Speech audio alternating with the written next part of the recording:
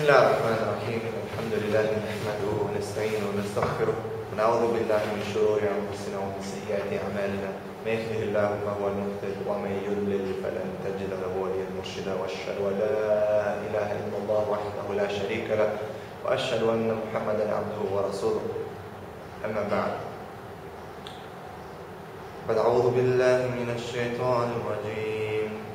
وعباد الرحمن الذين يمشون على الأرض هونا وإذا خاطبهم الجاهلون قالوا سلاما وإذا خاطبهم الجاهلون قالوا سلاما.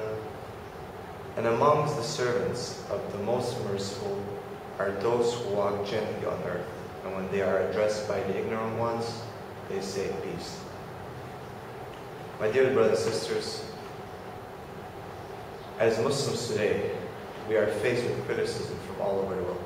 And sometimes, and this is painful to admit, rightly so, because we do not act sometimes as Muslims. And this is a reminder to myself, as I am one of those who do not fulfill this criteria. And inshallah, we hope that Allah subhanahu wa ta'ala will help us to reach that status, that station of being called Ibad al-Rahman, the servants of the Most Merciful.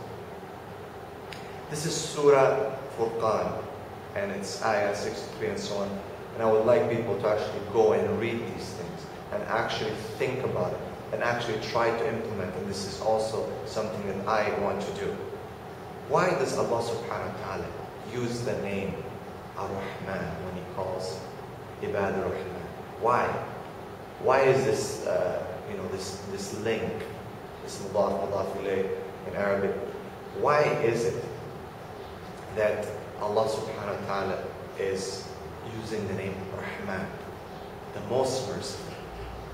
And this is something we have to think about, because when we're talking about the attributes of Allah subhanahu wa ta'ala, this is something that some of these attributes should reflect in us.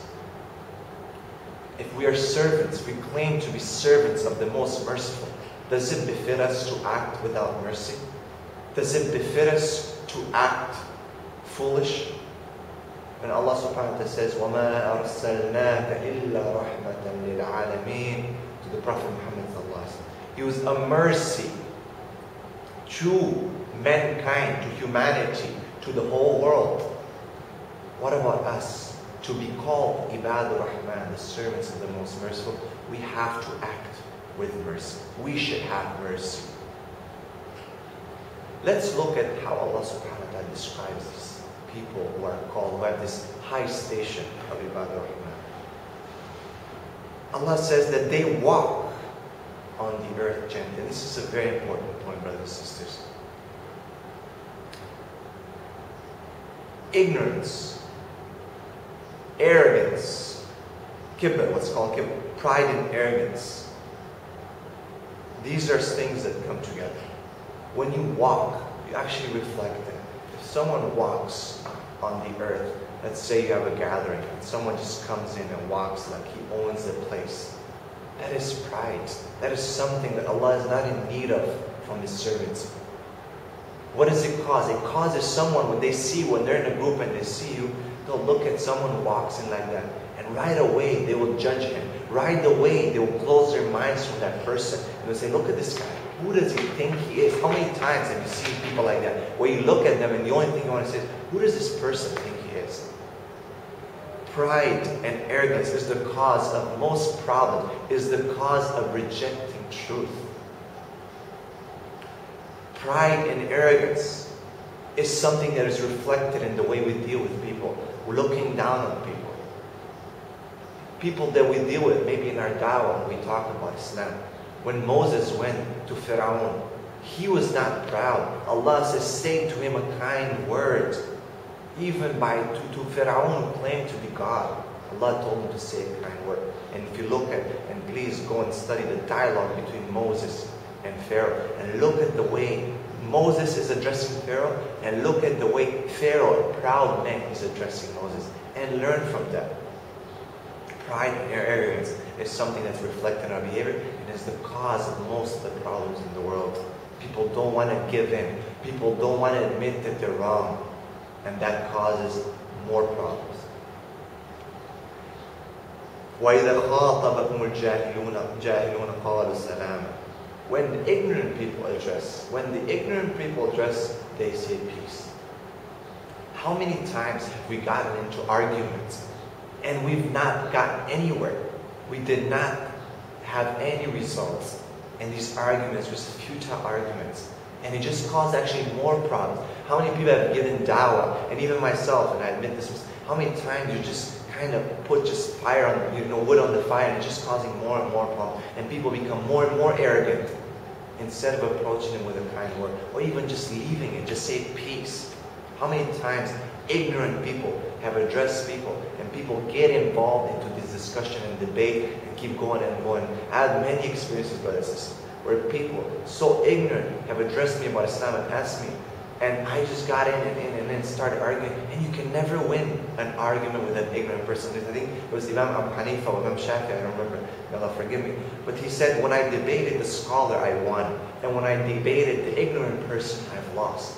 Why? Because you cannot get anywhere with an ignorant person. There's no principles that you can discuss on. There's this person, not that they're only ignorant, maybe they're also arrogant. So it's better to just say peace. Sometimes, brothers and sisters, we have to let go of our pride. Sometimes in our debates on YouTube and so on and so on, we have to let go of these things and just say, you know what? Peace. It's really not going to get me anywhere to talk to you. And look at what Allah subhanahu wa ta'ala says next in the next verse. وَالَّذِينَ يَبِيتُونَ لِرَبِّهِمْ سُجَّدًا وَقِيَامًا وَالَّذِينَ يَبِيتُونَ لِرَبِّهِمْ سُجَّدًا وَقِيَامًا. They are those who spend the time or night worshiping their Lord, prostrating and standing. You know what? And this, I'm not making my tafsir, but subhanAllah, sometimes you're arguing with people, it doesn't work. Why don't you just pray for them? Why don't you just ask? Sometimes we're just, we have pride, subhanAllah. Every human has pride. This is something that we have ourselves to fight with. So instead of arguing with these people sometimes, we just say peace to them. And go and pray for them. Go and ask Allah subhanahu wa ta'ala to open their minds and to guide them. And if that doesn't work, you say peace again and it doesn't work. Worshipping your Lord subhanAllah at night, especially at night, throughout the day, this is a sign of the ibadah rahman. Many people look so and so and they argue so and so and they talk and they walk. SubhanAllah, in their worship, they're very weak. So this is one of their traits, the characteristic of the Ibadah Rahman, is that they're good worshippers. They spend their time. Why? Because worship yields results. Sometimes your own efforts, you cannot do something by yourself, brothers. A Muslim should never think that they themselves can do things. That's why they have to. The next thing that comes in, that they spend their time in prayer. And they pray to Allah subhanahu wa ta'ala to help them in their da'wah or whatever they do in their daily lives. So, don't start your day without praying. Don't end your day without praying.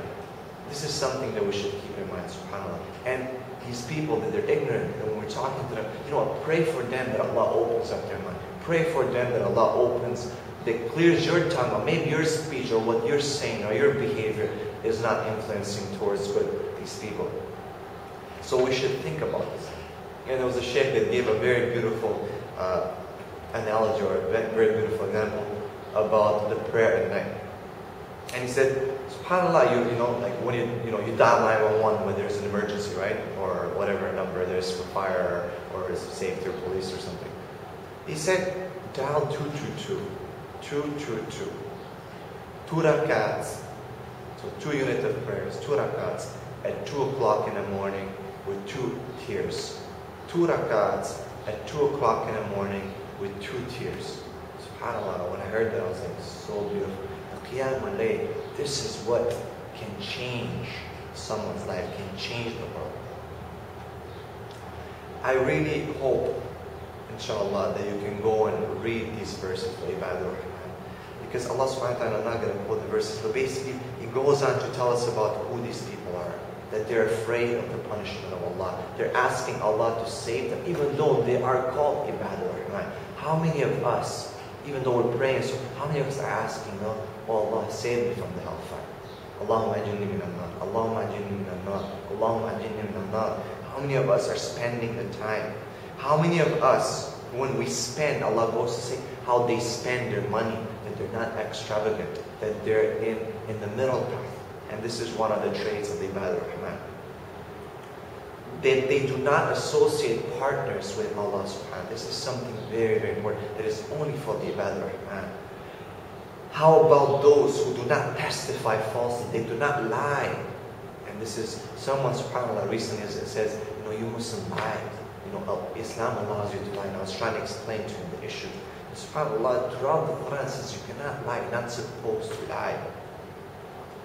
And those, when they're reminded of the revelations of Allah, they fear, they think about it. They don't just let it go by.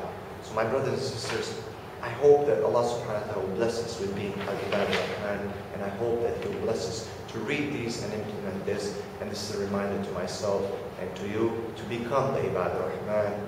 Jazakallah khair. Assalamu alaikum wa rahmatullahi wa barakatuh.